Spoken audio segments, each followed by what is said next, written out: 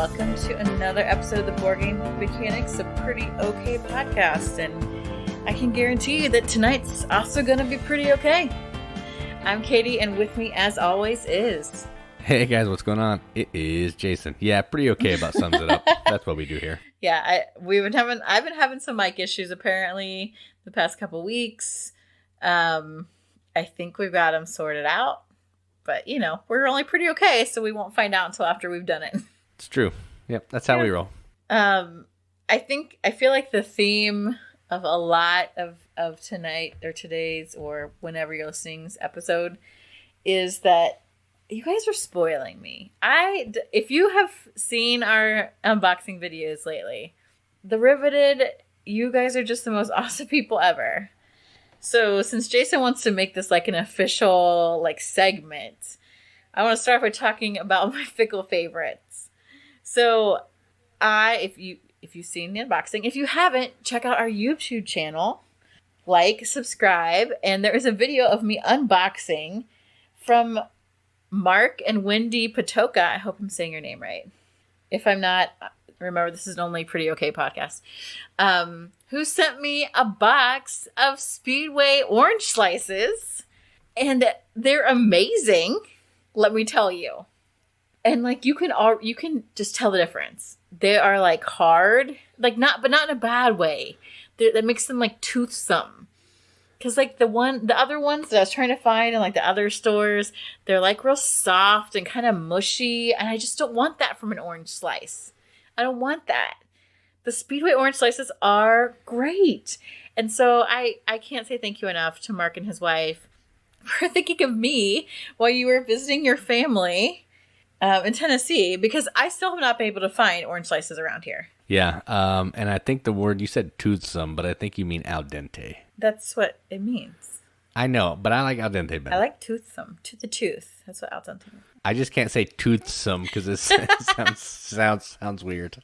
So I'll just roll with al dente. Well, and then interestingly enough, I think because we posted the unboxing video about how excited I was about these orange slices, Speedway did respond and asked for our Speedy card, and they gave me points to buy more orange slices. That you can't find. Which I greatly appreciate. However, I cannot find said orange slices around here where I live. So, Speedway, I appreciate the gesture, and I would love to use those points to buy orange slices, but I haven't been able to find them. But Mark and Wendy to the rescue. You guys are definitely my favorite, but my favorite is Fickle. So I will still love you, even if I talk about other people on the podcast that also are my favorites. But Jason's making me do this. Yeah. So next week, her favor will be gone and moved on to somebody else. You guys can still be my favorite next week. But they won't be. You don't know. So you're right. I don't know. You're right. You don't. Let's talk about news and move on from this made up segment that Jason makes me choose sides.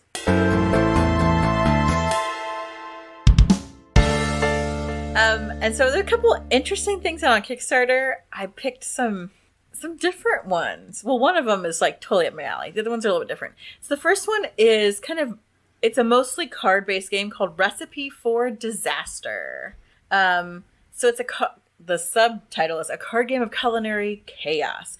So this is kind of an interesting mix of different types of mechanics. So you have these cards in your hand and they're different ingredients. And there's a card out in front of everyone that says, hey, this is the dish you're supposed to be making. So maybe it's pizza. And it'll show a picture of pizza and it'll say, okay, here's 4 ingredients the pizza needs. It needs dough, it needs tomatoes, it needs cheese, and it has, pork products like pepperoni, pork on it. So in order to, complete that card properly, you need to have dough and pork and tomato and cheese. Well, you may not always have those cards in your hand. So you can try to get them from the market. So there's a market that's out there. Face up, you actually have to get rid of cards. I think 2 cards in order to take one of the cards from the market. Or you can go to check the refrigerator. And you discard 1 card to take a mystery card from the refrigerator. Or you can dumpster dive, which is where all the cards that people have been discarding go into this. It's actually a really cute little dumpster, cardboard dumpster, that you have, I think, 30 seconds or something to shift through the dumpster to pull out a particular ingredient. So you can actually look at them and you don't have to discard a card. However, after you dig in the dumpster, you roll a d6, which is the health inspector die. So if you roll a 1 or 2, the health inspector comes and you fail the inspection and you don't get the ingredient, just bad stuff happens. So like that's like the first kind of phase, like you're trying to build these ingredients. And so you may not get the right ingredients. So then in the second phase, you have to sell the 4 ingredients that you have. So let's say instead of tomatoes, you didn't have tomato. So maybe you had spinach. So then you have to kind of do this like creative storytelling snake oil kind of thing where you talk about your pizza that does not have the traditional tomato sauce, but it has this healthier green spinach kind of version of sauce that really works well with this pork, because we're not going with sausage with spinach. We're going to go with like a pork loin. So it's like an elevated pizza with this kind of a spinach tomatillo sauce without actual tomatoes, but spinach only. And then with this nice pork loin. So when you're pitching your story, does someone have to vote on this? Yes. Oh, man, it sounded so good up until this part. I knew you would hate that. Oh. But yeah. Like everything you said before that, I was like, man, this sounds awesome. And then you said snake oil. Immediately vomited in my mouth a little bit. Yeah. Yeah. So then like you get points for having the correct ingredients, and then you also get stars from the people that vote for your dish that you're pitching them to, which some people really like that kind of game. And it is fun and storytelling and you're being creative. And also if you like food, I think it's really interesting because you can think about ways to sell these different ingredients that are substitutes for what's on the card to get people to really go along with it and make it sound appetizing. But I could see where some people who don't like that aspect would not like this game. But if that sounds like fun to you, which I think it does, this is Recipe for Disaster. There are 6 days left at the time of this podcast airing, and it's $42. $42? You get so you get 135 ingredient cards, you get 30 order cards, 30 review tokens, a premium box lid, a dumpster, which actually is the box bottom, which I think is cool. You get a bell.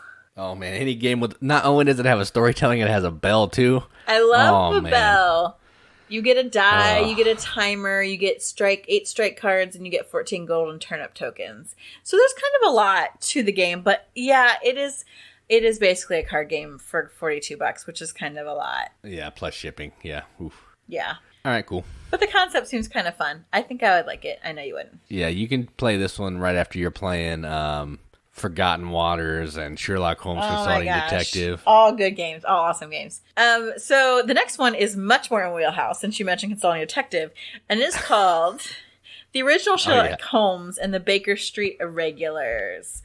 So this is not the new Consulting Detective one, right? It just happens to have the same name. Yes. Apparently the Baker Street Irregulars are the new hotness right now in gaming because I have seen Sherlock Holmes and Baker Street Irregulars everywhere. Yeah, apparently. Coincidence? I think not. So the cool thing about it's a Sherlock Holmes game, but it's not really about deduction. It's a card drafting game.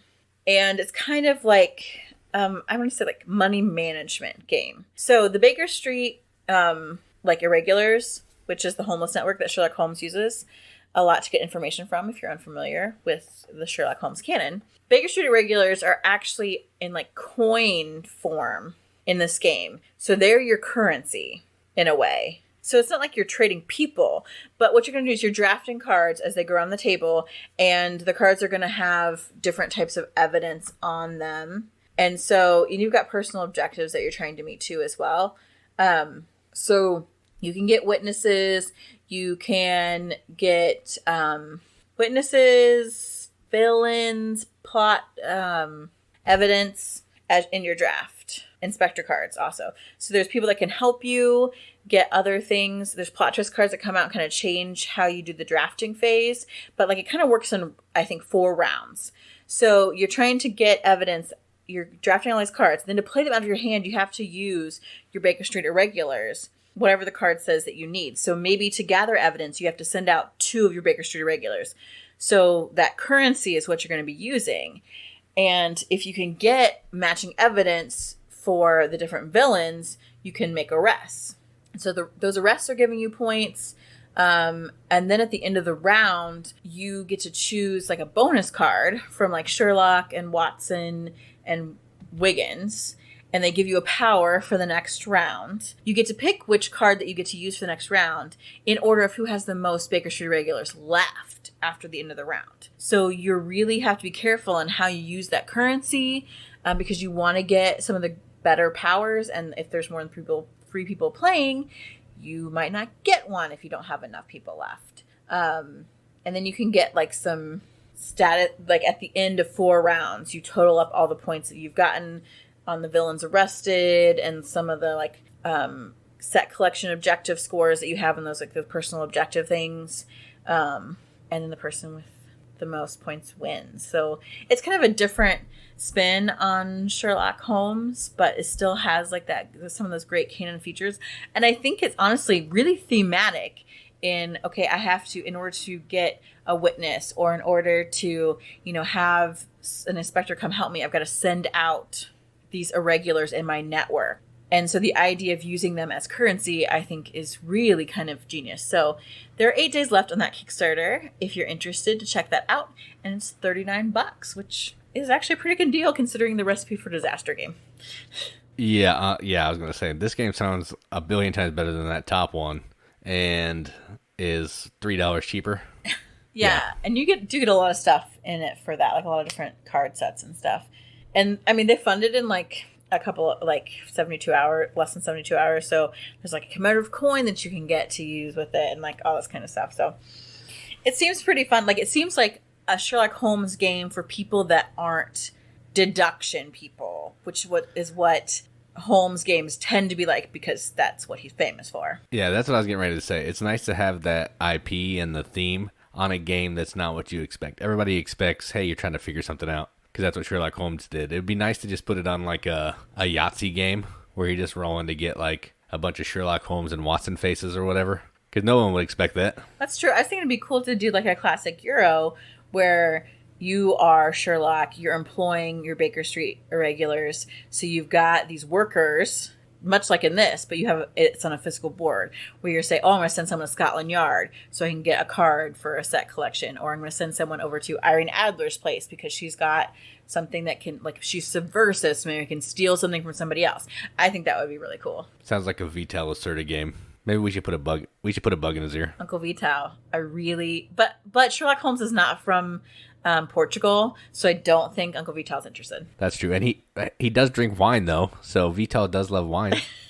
That's not all that Sherlock is really known for. He's actually British, so he probably drinks sherry, number one. That's true. And he's right. Dumb idea. Smoked a pipe and did some cocaine or heroin or something. So I don't feel like we need to... that's not Vital. That's not a link to Portugal at all. That's true. Moving on. Yeah, so my last item is something kind of out there for us. And I know Jason already turned his nose up at this. But my last one is an RPG, but it's a really interesting concept for one. So it's called Jiangshi, Blood in the Banquet Hall. And so this is an RPG where you're playing as a Chinese immigrant family in America in the 1920s. And so as if that isn't hard enough, so during the day you're running a Chinese restaurant because you're trying to make a living. So there are certain cards that come out from the GM about things you need to do before the restaurant opens. So you've got to maybe simmer the soup, you got to decorate the restaurant, you got to clean table linens, whatever.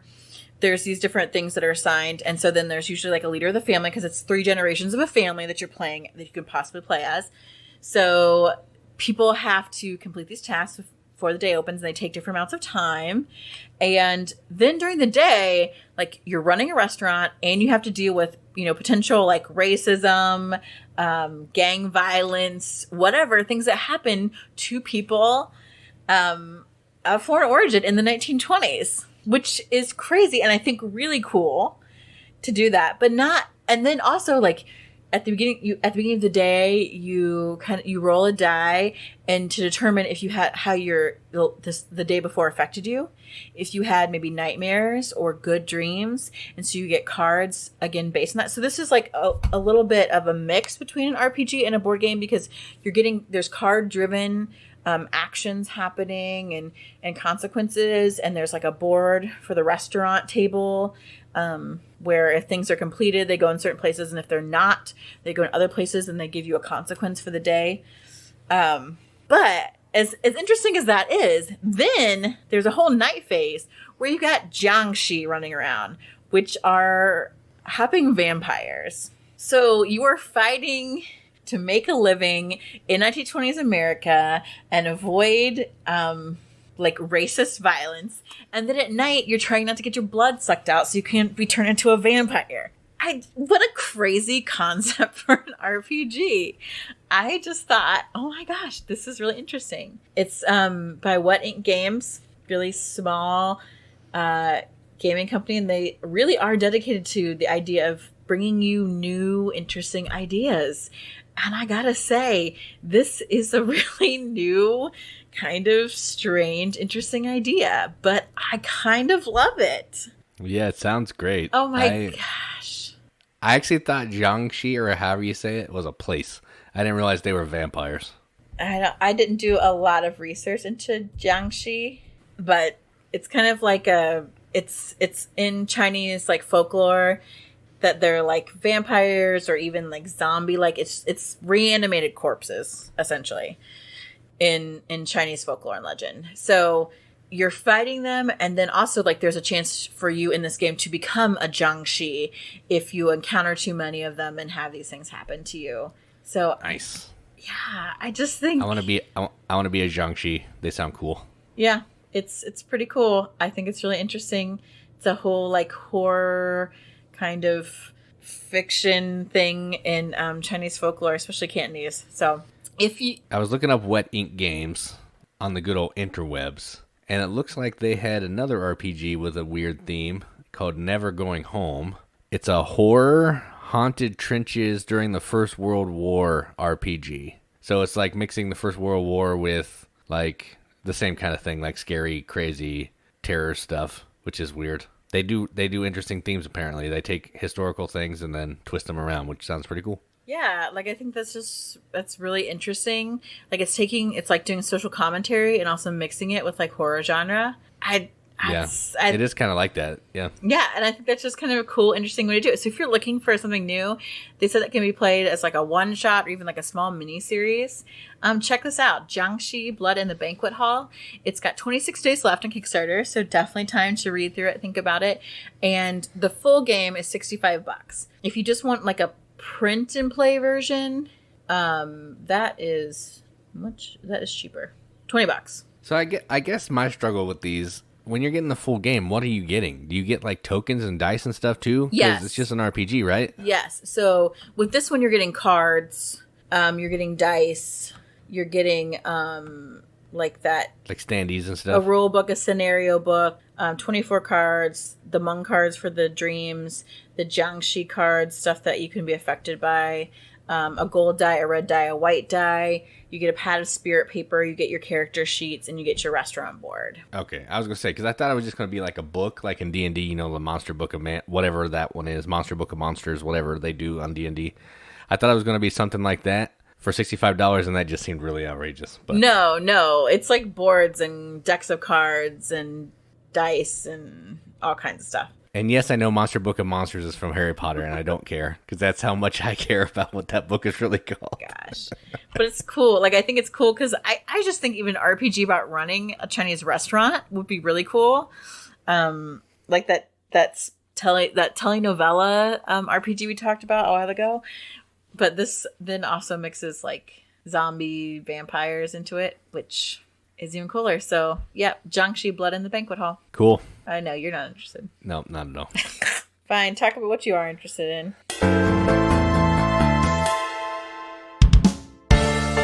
All right, so this week we did play 3 games together. One of them, Katie played for the first time, and it's my like 4th time playing, because I played once by or twice by myself and once with actual real people, and then this time together. But the first game we're going to talk about is a kind of oldish game, I think, maybe a couple years, 3 years, and it's from Stronghold Games, and it's called The Pursuit of Happiness. So I was actually watching Tom Vassel's video on this before we played it, and he actually said it was like gamer life, which I think that's an apt description of this game. So what this game is it's a worker placement game. You're using these little like hourglass markers as your workers, and you're going to go try to have the happiest life that you can. You're going to go take on a job. You might date somebody. You might buy a nice yacht. You might get in a band. You may learn how to be an artist. You might go get a patent. You might get a promotion at a job. You might have to take on some overtime and stress yourself out. You might date two people, which is also stressful, and that's doesn't make for a happy life. But the goal is to have the happiest life by the time you hit old age, because as you age, you're going to start getting more stress, and once your stress tracker hits a certain level, you're going to die, which basically just means the game is over. So there's going to be like 8 or 9 rounds, depending on how well you're managing your stress in your younger days, determines how long you're going to stay alive. So just a worker placement game with a really cool theme, some interesting, like, I don't know, contract fulfillment type stuff. You're cashing in resources to buy the things that you need to buy. So yeah, I dig it. Now I'll let Katie talk about it, and then yeah, we'll move on. I liked it. It was surprisingly stressful from a playing point of view. More so than I thought it would be, actually. Because, again, it's one of those games where you really don't get many choices. You can do so few things. And that's the worst, because you need to do all kinds of things in order to be really successful. And so I was like kind of frustrated with it, because I'm like, gosh, I really can't get my life together. Like, I wanted to have a good job, and part of it is probably my own crazy, like, approach to my real life, where I was like, well, I need to get a job, and then I definitely need to get promoted, but I also want to do these side projects, and of course I need to not just date somebody, we need to be in a relationship, and then, like, start a family, because that makes sense, there's goals for that. You can't possibly do that. Like, you can't. That's true. Yeah, because one thing we didn't talk about, I don't know if you were getting ready to talk about it, but as you get in a relationship or you get a better job, you're going to lose some of your markers because it's taking up more time during your life. So, if I get a good job and I'm married and I have kids, I'm going to lose like 3 of my 6 markers. So I have half as much time to do 3 times as much stuff as I need to do. So you're really trying to juggle, when am I going to take this job? Do I want to get married? Am I just going to date? All that type of thing. Yeah, it is kind of stressful. I agree with that 100%. Yeah, and so for me, I was like, I'm so frustrated because I want to do these things, but I just can't. Like, and once you start getting stressed out, there's like hardly any way to get unstressed, which I think is like intellectually amazingly thematic. And I think a lot of this really is more thematic than I would like it to be a fun casual game. That's true. Most people don't want to play a game where you die at the end. Well, right. And that's the other thing. As you age, like, things get more stressful, which I think is sort of true in some ways, but I feel like there should be some benefits to getting older, because I think that that's true in life. There should be some benefits as you age in that game. They don't have that. That's like the one thing I don't like. But also then I felt stressed out because I'm like, I can't survive. Like, there are 3 stages of aging, and I died in the first one. And I was like, well, crap, because I got stressed in my regular life, and I couldn't. It's really difficult to move from one level of stress back down. There are hardly any cards that allow for that, which I feel like is a little bit too deterministic for me. But since I accomplished so much in my life up to that point that I died early, I still was able to win. So you did win. Yeah, I had a whole other round, an extra round, and I thought I was going to do something, but nope, still lost. So I guess I would like to play it again now that I've played it once, because at first I was like, I don't know about this, because it was so kind of stressful, and I felt like it, like, since I screwed up early, that I was kind of toast. But I do like the fact that since I used my time differently and used my stress differently, I was able to accomplish a lot of projects and do a lot of things. So it allowed me to be able to to get the happiness points, really. So while my life may have been short, it was extremely fulfilling, and it allowed me to win. So I kind of like that. I think you said you lived fast and died young or something. That's right. But I obviously did well because your points are happiness points, and I obviously was much happier, even though I lived 10 years shorter than Jason. So yeah, that's true, which will not happen in real life, but no, it won't. I mean, you'll be happy, but you're not going to die before me. That's what I meant, like not the happiness part. All right, so yeah, that's a cool game. It's an interesting theme. It's not a theme that you see a ton, which is kind of nice. So yeah, even though it might not be the greatest game, it was still fun. Yeah, I definitely think it was kind of a neat thing to play. It is like gamer life in a lot of ways, and so I think it's definitely worth a go. And I'm interested to see how it changes with more plays. And I'm also interested to see how it plays with more people. Because I feel like with 2, it really narrowed down my options. Like, I wanted to get a job kind of early to generate income. Well, only 2 jobs come out with 2 people. And the 2 jobs that came out were like second level jobs. So I couldn't possibly have enough to get those jobs starting out. And so I feel like if there had been, 3 or 4 people, those extra couple of cards, I think might have upped the variety of jobs, of significant others, the opportunity to advance in jobs, those kind of things. So I'd like to try it with more people. Yep, I agree with all of that. Okay, so I want to talk about a game that Jason has already talked about, but I hadn't played it yet. And maybe just... And full disclosure before you jump in here, we didn't finish the game.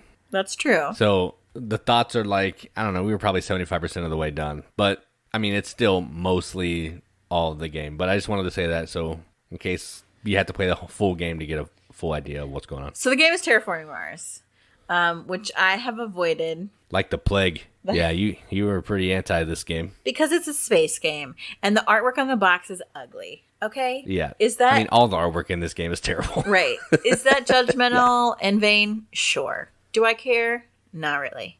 Because I know that about myself. I don't like games that have anything to do with space. I don't care about the theme, which I find ironic because I love like space-themed TV shows. I'm a Star Trek, Star Wars, I love all those things. But I just don't want to play space-themed games. So everyone's like, yeah, it's an engine builder, Katie. You're going to love it. You love engine builders, whatever. And after playing it, I don't know that I love it. But I did like it. I had a pretty good engine already started. I felt like I was doing well. And I would have liked to finish that game because I know I would have won and beat Brandon, which is always my goal. Oh, yeah. He was floundering. You were going to crush him for sure. He wasn't doing any greenery. He wasn't building anything on the board. So I said that you've talked about it before, but I honestly don't know if we talked about it in the games played section, but maybe in like a list or something. I don't know. I thought I talked about it, but I mean, I can give a quick rundown of what the game is if you want me to. I can. So obviously we're trying to terraform Mars. We want to make Mars able for us to live on. So you're going to do things to make it habitable. So you want to increase the temperature there. You want to increase the oxygen level. We're going to get plants on there. We're going to get water on there. Those are all needed to sustain life. If you're feeling spicy, you can get some cities out there, some mining going on. And so you're doing this by you're choosing cards for your hand each round, and then paying money to play those, and or resources, money and resources, to play those cards to do different things. And what I really like about this game is there are different types of cards. There are like one-shot cards that give you something, either an ability or, maybe it allows you to place a tile or a greenery or whatever, move up a production number, something.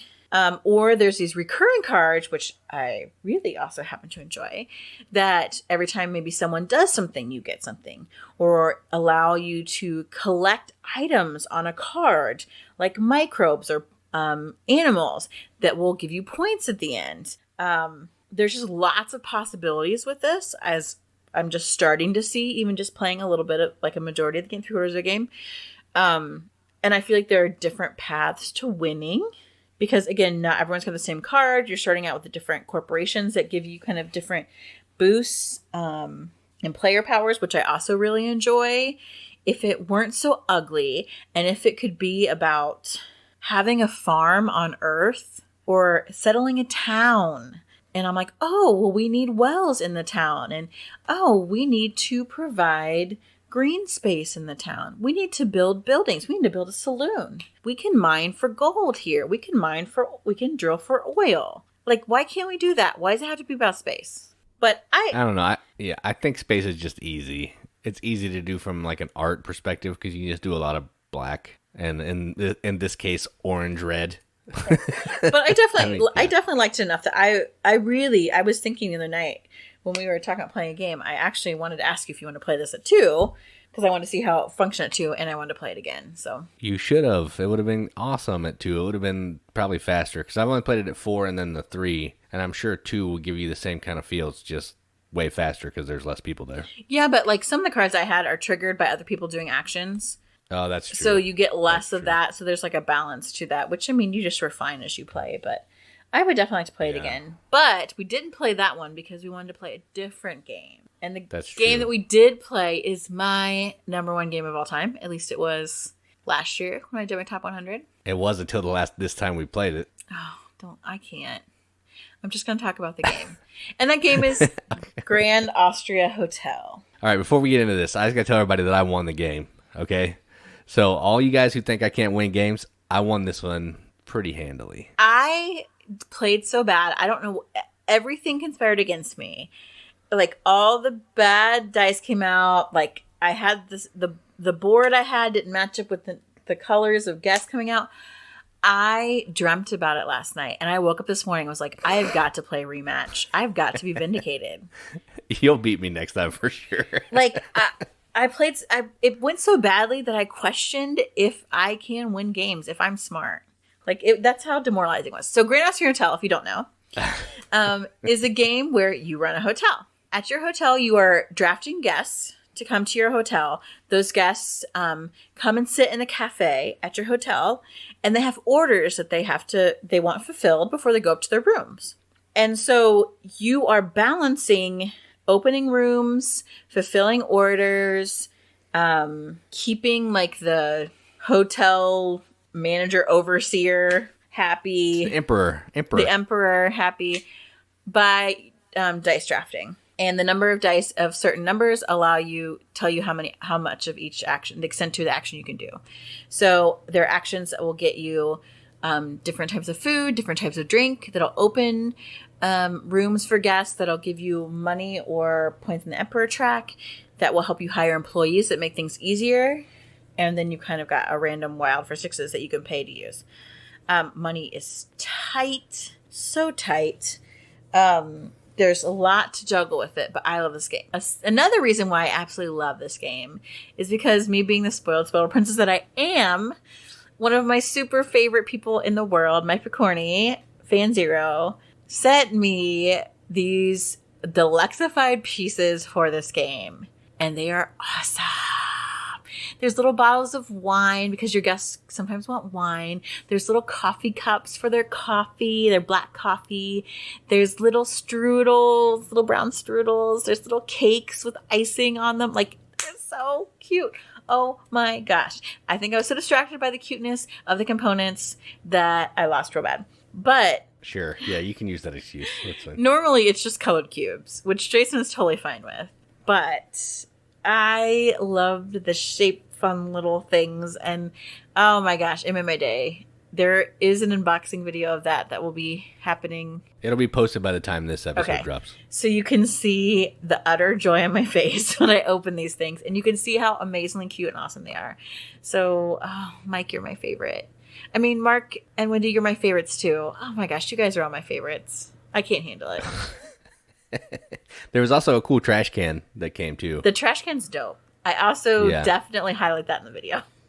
Yeah, because in the game you can like trash a die. There's like this little cardboard trash can. You put a die on it if you want to like pass and re-roll to have better actions.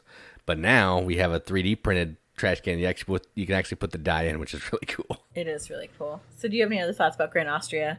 I still love the game. I really like this game a lot. Even though I'm terrible at it normally. But the thing I like about it is that you want to do like 4 actions every round, but you get to do 2. Right. So it's just one of those games where over the course of the game, you're taking 14 actions. You don't have enough money to do anything. The Emperor's coming around and he's slapping you around. It's just rough all around. But I like it. The Italians, I mean, we haven't played a game from the Italians in like 5 minutes, so we had to play one. Right. So this game is good. It's probably not my favorite game from the Italians, but it's definitely up there. I like it a lot, and everything you said, I agree with. All right, so that's the games we played.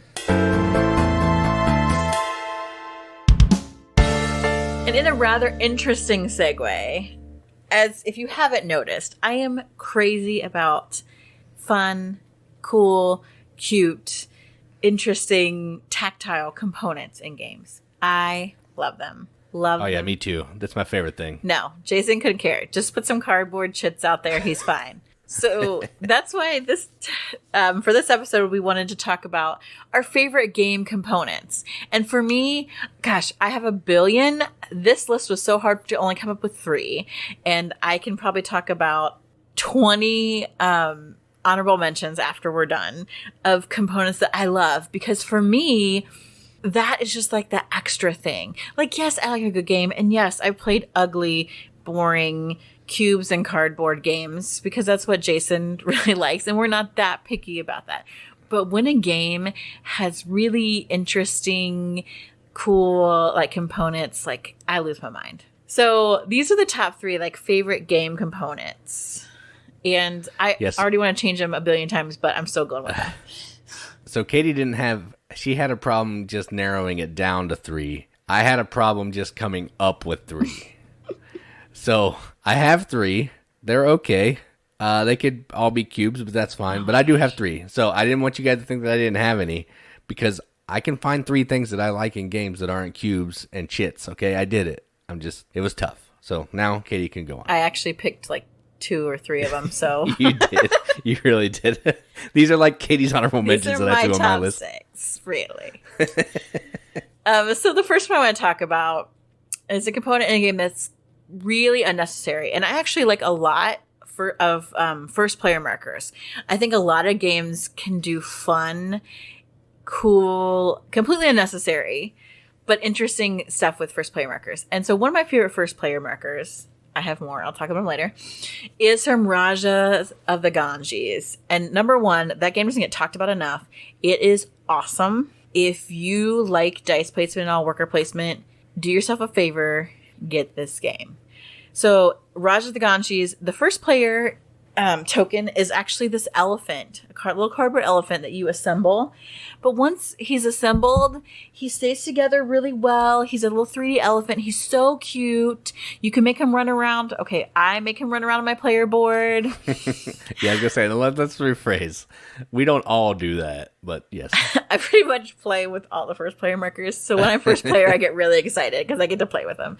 So, and he's just really ornate, kind of Indian, like decorated elephant that you make, and he's a little 3D guy, and I just love to play with him. So my first pick is the Rajas of the Ganges elephant. Should I explain how to play the game, or am I just talking about the game? No, I think we're just going to talk about components. We talk about the games a lot. We can just talk about the cool components. This one. Yeah, I like the elephant too. It's silly. It's completely unnecessary. But it is nice to have one of those first player markers that you can like hold. It's not just flat that sits on the ground. Like, I do agree with that. That is kind of nice. Thank you. And I realize, like, and I also think that it's nice when they are more than just like a flat token or paper or cardboard or whatever, because then you can actually see them. Sometimes I feel like the first player marker gets lost on the table when they're not some kind of actual larger 3-dimensional kind of representation. Right. Yeah. Yeah, that's true. Good point. All right. So the first one I want to talk about is from a game called Black Fleet, which is a little pirate pick up and deliver game. And what I wanted to talk about is kind of a twofer, and it is going to be the boats and the coins. So when you get this game, it comes with metal coins out of the box. Granted, there's only like 15 of them, but still, it's metal coins. And it has these really like chunky plastic boats that you can store goods in to travel. So if I go to an island, I pick up a good, I can put the good in my boat. And then I can have a pirate come along and I can steal a good from someone's boat and put it in my pirate boat. I don't know. I really like that. It's dumb. Like, I don't know. It's basically a mini and it's a toy. But I like it. It's satisfying to put the little cubes in the boat and move the boat back to the island and deliver the goods. It could just go on my board and then I could move my boat. And then when I get there, take the cubes off my board. But having it in the boat is fun. And it's thematic because it's a pirate game. So my first one is Black Fleet's Boats and Coins. boats and coins, boats and coins. I love the boats and coins in this. Like, and the coins in this, they're metal, and they come with the game, like, standard. And we got this game, like, wicked cheap. I don't think you can... I think it's out of print now. Probably, yeah. Actually, I just... Because they sold it wicked cheap. Right. Because I was looking at Amazon, and it was, like, crazy expensive. But maybe you can find it on the geek market for cheaper. But it comes, like, these coins come standard. And they're metal, but they're, like, real thin. And they've got, like, raised imprinting on them. Oh, yeah, it's expensive on the geek market. It's, like, $100.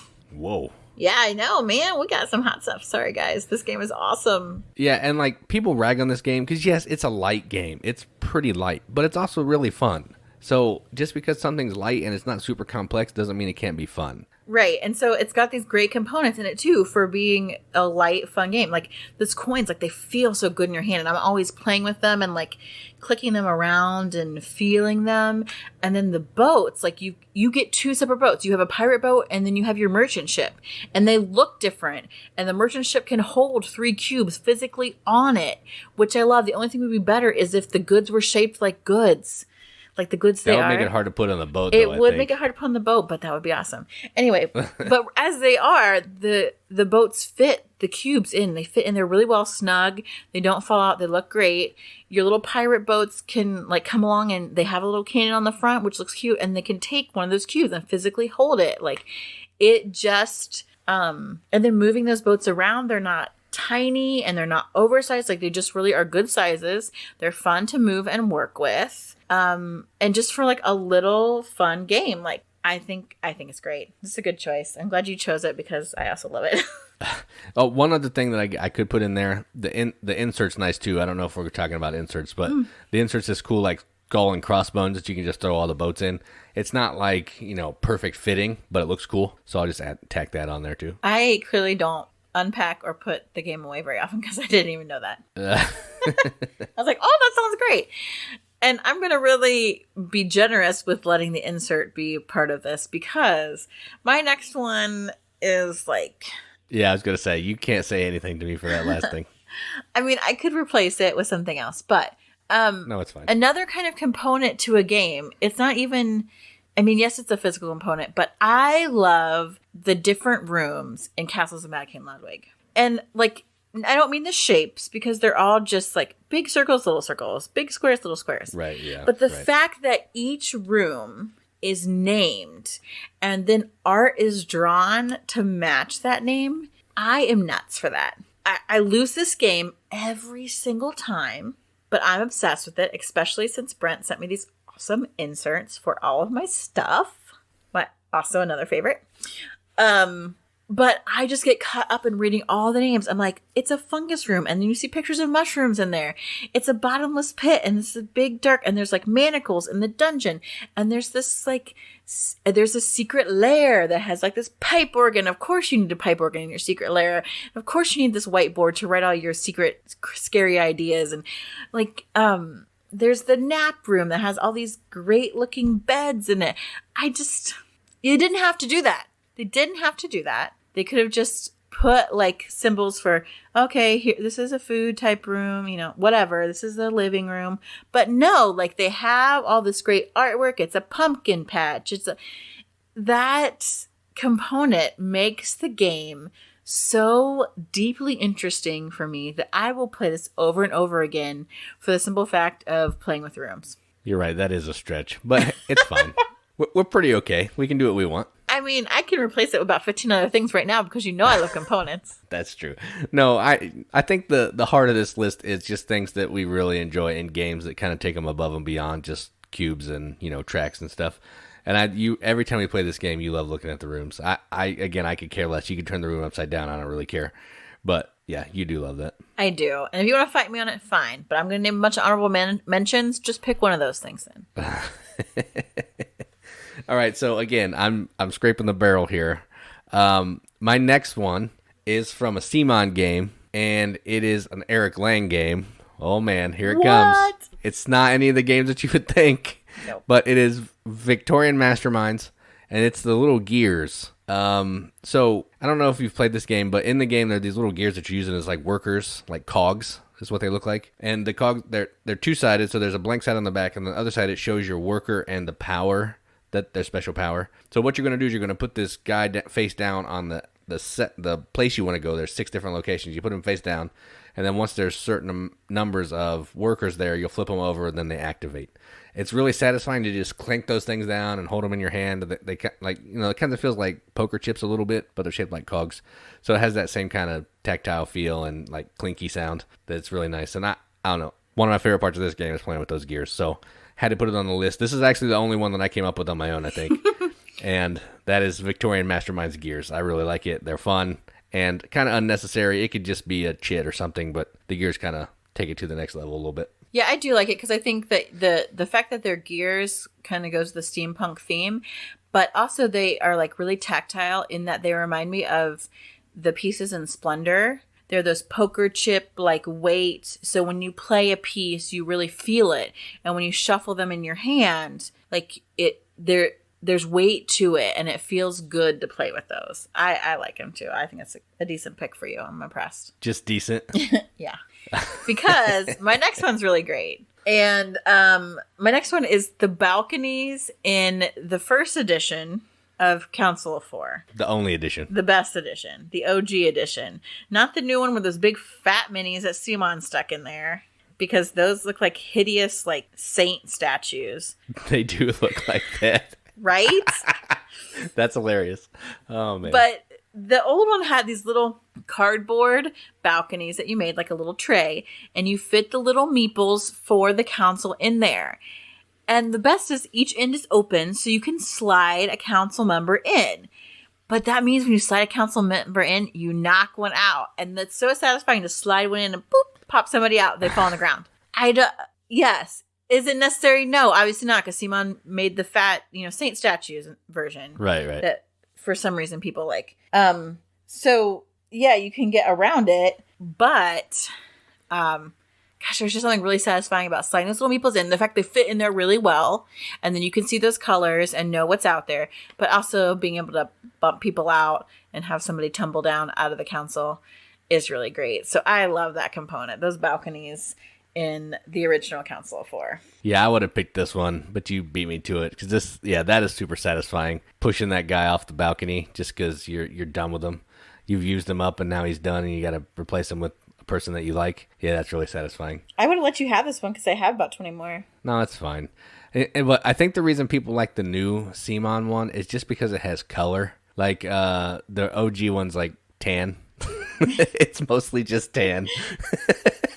Tan and brown. But I like that, but this one also has the balconies. They should have kept the balconies. They really should have, because those balconies are amazing. I 100% agree with you. Mm-hmm. All right, so my number one, I think I came up with this one on my own too, because this is like the greatest component of all time. And that would go to the dice shaker in the Gambler, or just Gambler. I think it's just Gambler. The dice maraca. The dice maraca, yeah. So we've talked about Gambler till we've been blue in the face. And this dice shaker looks like a maraca. You're going to shake some dice in it, and then you're going to like trickle them down into this like long section so they line up. It's completely unnecessary. You could just roll some dice and line them up, but it kind of makes it so you can't do some human intervention on lining them up to try to win your bets and stuff. So maybe it is necessary, but even if it is necessary, it's super great. So the Gambler dice shaker, the dice maraca, super satisfying to shake. It's really fun. My favorite board game component of all time, and it's from a game from 1977. So I like it. I also really love this component, and like the fact that it has the long skinny part and then the circular big round part at the top. Like you can hold the end like it's your little handle and shake them like a little maraca.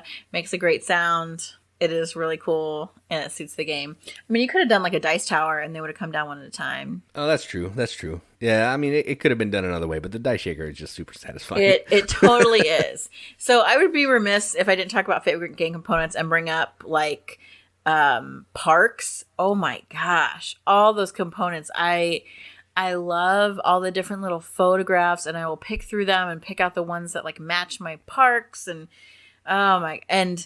I love metal first player marker. Yeah, I actually don't really care for the first player marker. think it could have been better. But it has to fit in the box. It can't be too big. Yeah.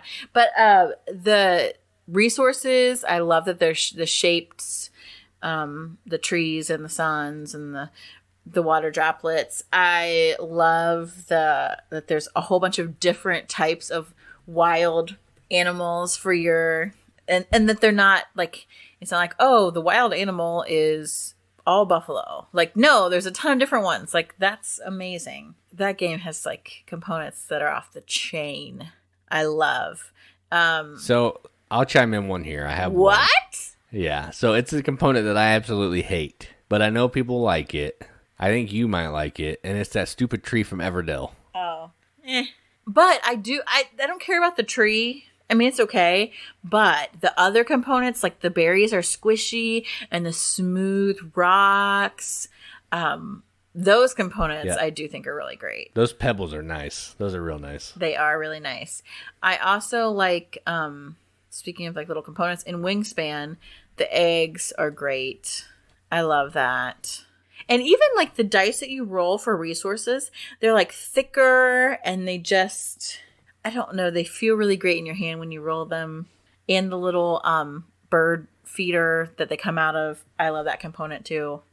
It's great. I did love it until I had to build it. I don't love it now. It was tough to build. But it's like really easy now that it's already together. Well, that's true. Yeah. First player markers. Oh my goodness. My favorite, one of my favorites, I guess, obviously, is Fool's Gold, which is a very underappreciated push your luck game about digging for gold. And the first player marker is this wooden pickaxe. And I'm always like pretending to mine for gold with it every time I'm the first player because that's what I do. What about Tiny Towns? It has the little hammer. Does that feel the same? I never seem to see that. Like, I don't get that. I feel like the last couple times we played it, it didn't matter who was first person or something. So I never actually got to play with it. Oh. Well, it's essentially the same. It's just not a pickaxe. It's a big hammer. Well, yes. I think next time we play it, I will be hammering a lot with it. But I don't like that game. So Aww. It's not fun. Sorry. It was a big disappointment to me. I didn't design it. It's fine. Okay. Takenoko, like stacking those bamboo pieces together to make the different heights of the bamboo is so great. And of course, the adorable panda and like the little gardener. I love that. Like, that game has great pieces all around. I mean, I could just look around our game room and name game after game that has really great components that I just am nuts over because that's something I really loved. I really love shaped meeples. I really love tactile, sensory. 5 tribes. The oasis and the little, like, I don't know, the Casbah. What is that? What are the other things called? I think they're palaces. Palaces, yeah. Whatever. Those are like thick and the camels are cool. Oh my gosh. Yeah, I love it. I love it. I'm crazy about like little components. Oh, I remember a component that you mentioned. What? Nagaraja. Oh yeah, those little the sticks you roll.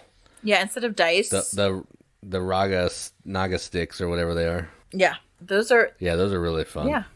See, like, it's good when they include like fun little components. I love that. I mean, it could have just been dice. But it wouldn't have been the same. That's true. It would have been easier to explain too. Okay, well, I could go on and on and on. I mean, I'm thinking of more as we're just talking, but I really want to know, what are your favorite components? Like, what are things that just kind of go above and beyond for you in a game? Or that they really could have been anything. They could have been cubes. They could have been cardboard shits, but they aren't. What are those things that you just love? And maybe you're like Jason and you don't care about those things. Fine. You can tell me. Give Jason some solidarity. But if you're like me and you love those neat little things, tell me about it. Find us on Facebook. Go to our Facebook page. Ask to join the Riveted. We will let anybody join because we're all pretty okay in there. And that is a great place on the internet. Everyone's awesome. They send me stuff and they're all my favorites. Okay, they're not all my favorites. But right now, Mike and Mark and Wendy are my favorites. But if you want to be my favorite, you should join the Riveted. Send us a Facebook message. Tweet us. We're on Twitter. We're on Instagram. We have a YouTube channel. Subscribe, like. Jason's always putting out new videos. I'm trying to unbox some stuff. if you send me something, you could be mentioned on our YouTube channel. But you don't have to send me stuff. We have some cool games coming here soon for some unboxings, so get ready. Yeah, I'm really excited about that. And so we just love to hear from you guys because we're just a pretty okay couple just playing board games. And so we just like to share it with you guys. So find us on any of our social media. Send us an email. Katie at bgmechanics.com. Jason at bgmechanics.com. Yep. Boardgamemechanics at bgmechanics.com. Any of those. Contact at bgmechanics.com. Right. Any of those. You can email us. You can message us. Facebook, Instagram, Twitter. We just love to hear from you guys. So tell us about your favorite necessary or unnecessary components. Yeah, I really want to hear from all the people who just want to have cubes. I really do. Because sometimes I feel like I'm out there on an island all by myself playing my boring Marty Wallace games from 1980, and no one wants to play them with me. They always want to play the pretty games. All the games that have cool meeples, like Rogers of the Ganges and stuff like that. I play London, and Rogers the only thing that really is... the colored dice are really nice in that, and the elephant. But, like, Dogs of War, I just was thinking about... I love the lady with the big pink hat. Oh, I could go on. We've got to stop. We do probably need to stop. You can tell that I love this stuff. So... You do. I've been Katie. And I'm Jason. Keep gaming, everybody, especially with those cool things. Keep gaming. Boring, boring, boring. Tracks, cubes, tracks, cubes.